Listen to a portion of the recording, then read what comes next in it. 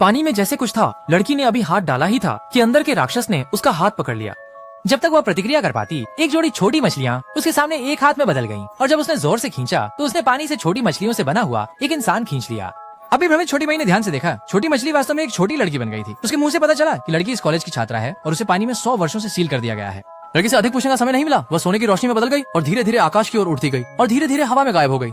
होश में आते ही जंगल से अचानक एक विशाल बिना पंखों वाले अजीब पक्षी उछलकर बाहर आया और उसने अपने पंख फैलाकर झील की सतह पर लैंडिंग की।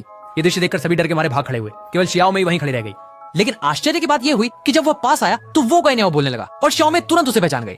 क्योंकि गायनियाओ पहले यहाँ की छात्र थी, शियाओ मई ने उसकी स्थिति बहाल करने की कोशिश की। लेकिन उसी समय नासमझ डोरेमोन हीरो बनने के लिए आगे बढ़ा और अपने हाथ में पकड़ी पवित्र तलवार को उस पर फेंक दिया, जो ठीक उसके सीने में लगी। पल भर में वह पूरी तरह से टुकड़ों में बिखर गया और बेबाकी से बोगोटा में समा गया।